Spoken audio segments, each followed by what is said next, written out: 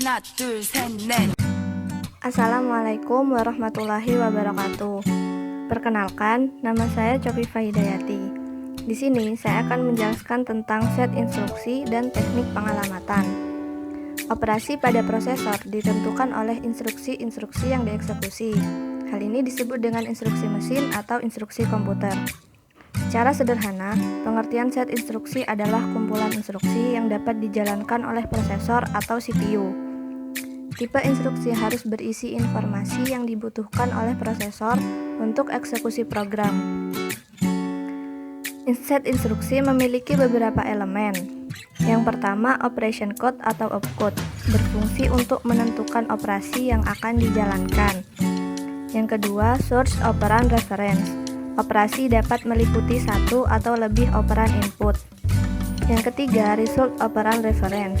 Operasi menghasilkan sebuah hasil. Yang keempat, next instruction reference. Bertugas memberitahu prosesor untuk mengambil instruksi selanjutnya setelah eksekusi instruksi sebelumnya selesai. Berikut adalah gambar diagram status siklus instruksi, mulai dari instruction address calculation hingga operation store dan kembali lagi. Source dan result operand dibagi menjadi 4. Yang pertama, main memory atau virtual memory. Yang kedua, register prosesor. Yang ketiga, immediate. Dan yang keempat, IO device. Di dalam komputer, setiap instruksi direpresentasikan oleh urutan bit. Instruksi dibagi ke dalam beberapa field, sesuai dengan elemennya. Berikut adalah contoh sederhana dari format instruksi.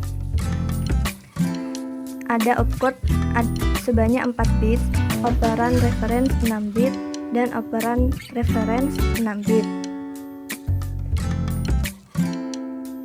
Opcode direpresentasikan oleh singkatan yang disebut mnemonic untuk menunjukkan operasi. Contohnya yaitu add untuk penjumlahan, sub atau subtract untuk pengurangan, mul atau MPY multiply untuk perkalian, div untuk pembagian, load untuk memuat data dari memori, dan store untuk menyimpan data dari memori. Operan juga direpresentasikan simbolis. Contohnya yaitu @ry yang berarti menambahkan nilai yang terkandung dalam lokasi data Y untuk isi register R.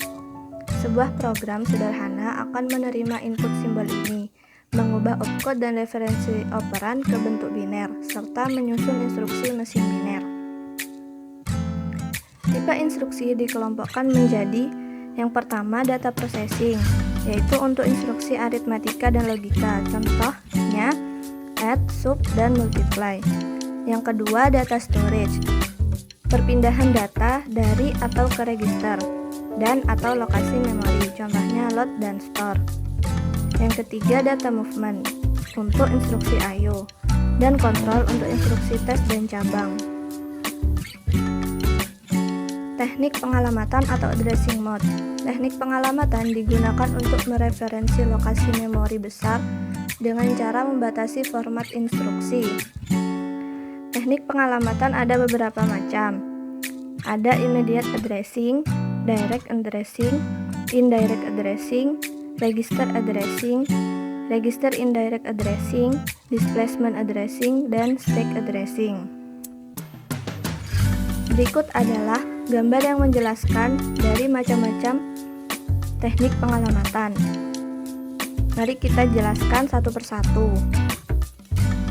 Yang pertama, immediate addressing, yaitu alamat operan tidak berisi sebuah alamat namun berisi operan yang langsung diproses, contohnya div 9. Terdapat tanda pagar untuk menandakan bahwa itu adalah immediate addressing. 9 bukan merupakan alamat operan, namun merupakan operan itu sendiri.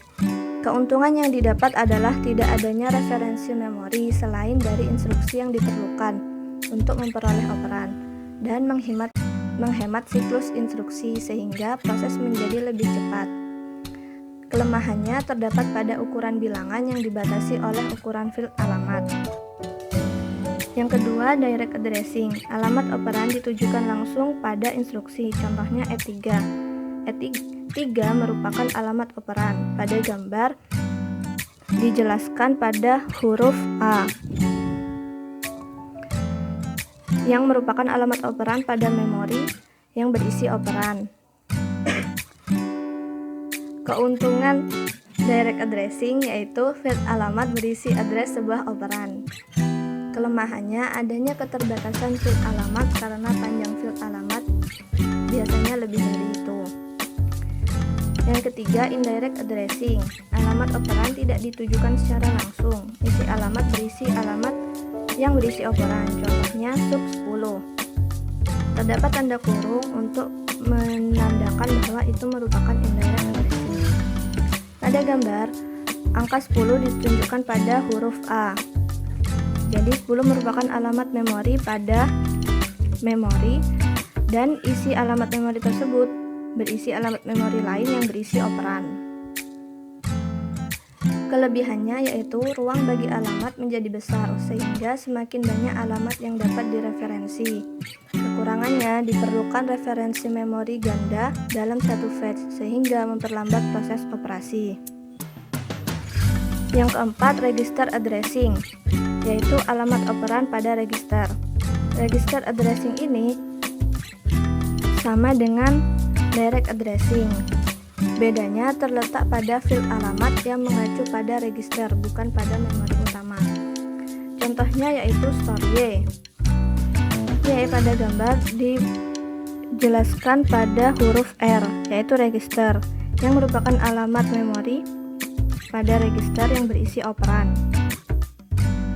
Kelebihannya diperlukan field alamat berukuran kecil dalam instruksi dan tidak diperlukan referensi memori, serta akses ke register lebih cepat daripada akses ke memori sehingga proses eksekusi menjadi lebih cepat.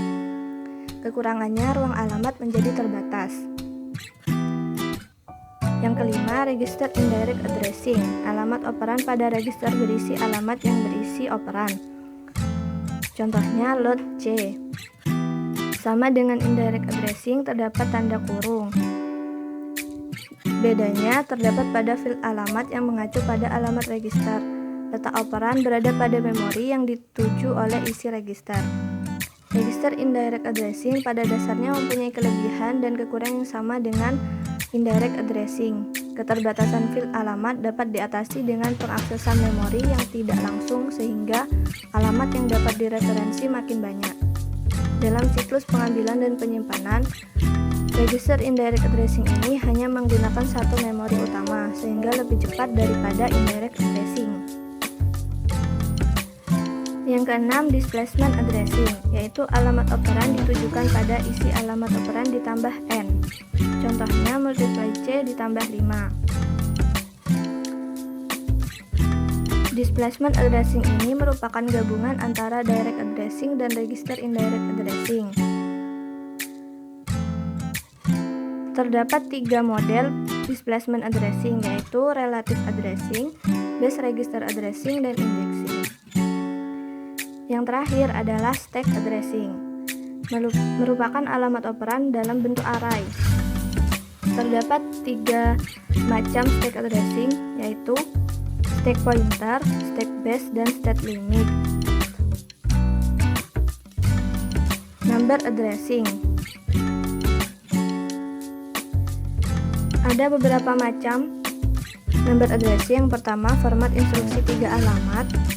Yang kedua, format instruksi 2 alamat. Dan yang ketiga, format instruksi 1 alamat. Sebenarnya ada satu lagi, yaitu format instruksi 0 alamat. Format instruksi 3 alamat untuk 2 operan dan 1 hasil. Format instruksi 2 alamat, 1 operan merangkap dengan hasil dan 1 lagi untuk hasil. Format instruksi 1 alamat menggunakan akumulator untuk operan dan hasil.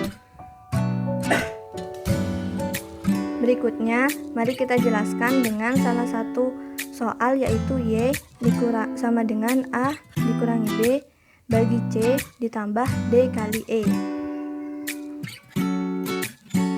Yang pertama, menggunakan format instruksi 3 alamat. Pertama yaitu sub YAB. Register Y diisi dengan register A dikurangi B. Lalu multiply T DE. Register T diisi dengan register D kali E. Add T TC. Register T diisi dengan T ditambah C. Kemudian div Y YT. Register Y diisi dengan Y bagi T.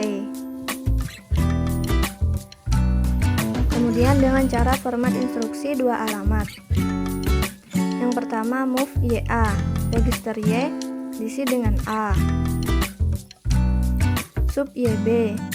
Register Y diisi dengan Y dikurangi B. Move TD. Register D dipindahkan ke register T. Multiply TE. T diisi dengan T kali E. Add TC, yaitu T ditambah dengan C. Kemudian div YT. Y diisi dengan Y dibagi T. Lalu untuk format instruksi satu alamat. Yang pertama load D. Akumulator diisi dengan register D. Lalu multiply E. Nilai akumulator dikalikan dengan E. Add C. Nilai akumulator ditambah C. Store Y. Nilai akumulator diisi pada register Y. Lalu load A. Akumulator diisi dengan A. Sub B. Nilai akumulator dikurangi B. Lalu div Y. Akumulator dibagi dengan Y. Kemudian store Y. Nilai akumulator dimasukkan ke register Y. Isi register Y. Untuk latihan, kita dapat mencoba mencari isi suatu register dengan instruksi sebagai berikut. Register atau alamat memori 3 berisi bilangan 43, load C, add 3, sub 10, multiply C plus 5, div 9, dan store Y. Berapa isi register Y? Misalkan kita memiliki data register dan memori sebagai berikut. Yang pertama load C. Akumulator diisi dengan 3. Karena pada tabel register Y berisi 50, alamat memori 50 berisi 3. Jadi akumulator diisi dengan 3. Maka akumulator sama dengan 3. Ini merupakan register indirect addressing. Lalu yang kedua, add 3. Nilai akumulator ditambah dengan 3 merupakan alamat memori. Alamat memori 3 berisi 43 seperti pada soal. Jadi, nilai akumulator yang awalnya 3 ditambah dengan 43. Hasilnya adalah 46. Teknik pengalamatan ini menggunakan direct addressing. Lalu, sub 10. 10 di sini menggunakan indirect addressing. Jadi alamat memori 10 berisi 2 dan alamat memori 2 berisi 10. Jadi nilai akumulator yang sebelumnya dikurangi dengan 10. Hasilnya adalah akumulator sama dengan 36. Kemudian multiply C ditambah 5. Ini merupakan contoh displacement addressing. C yang berisi 50 pada alamat memori berisi 3.